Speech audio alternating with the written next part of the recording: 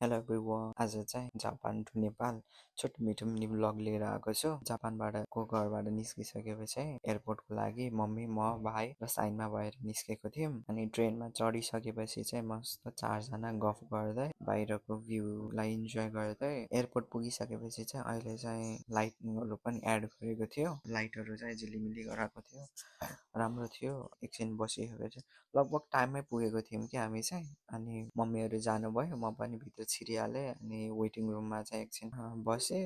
अनि ट्याक्क 12:20को चाहिँ मेरो फ्लाइट थियो। टाइम भइसकेपछि चाहिँ बोर्डिङ गरेर चाहिँ एयरप्लेनमा गएर बसेँ। गएपछि एकछिनमा फिल्म लगाएँ। फिल्म लगाइसकेपछि हेरिरहेको थिएँ। अहिले चाहिँ अलि हिन्दी फिल्महरू चाहिँ राखेको थिएन, त्यही भएर चाहिँ इङ्ग्लिस फिल्मै हेरेँ। 2-3 घन्टापछि चाहिँ खाना दियो। खानामा चाहिँ ब्रेड, ससेसहरू अन्डा दिएको थियो। मलाई चाहिँ मन परेन। ब्रेड अनि फलफुलहरू चाहिँ खाएँ।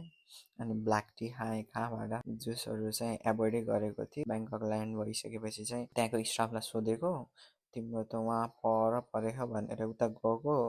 अनि उतै गइसकेपछि चाहिँ टाढा परेको थियो कि वेटिङको लागि। अनि त्यसपछि त्यहाँ गइसकेपछि चाहिँ टिकटक बनाएँ, यसो भिडियोहरू हेरेँ। तर कोही पनि मान्छे देख्दैन, म मात्रै एक्लै छु। अनि होइन भनेर चाहिँ एकछिन बसेँ। तर त्यो बोर्डमा पनि देखाएकै थिएन कि कति हो भनेर। तर पछि चाहिँ टाइम भइसकेपछि चाहिँ बोर्डमा देखाएको थियो यो सेक्सनमा गएर गर्ने भनेर। त्यहाँ चाहिँ सब नेपालीहरू थियो कि। नेपाल जाने भएपछि अभियसली नेपाली नै हुने भयो। 3-3.5 घन्टाको ट्राभल पछि चाहिँ फाइनल ल्यान्ड भयो। ल्यान्ड भइसकेपछि पठाउ बुक गरेर ठुलो मम्मीको घरतिर लागेँ। अनि यति नै हो। Thanks for watching.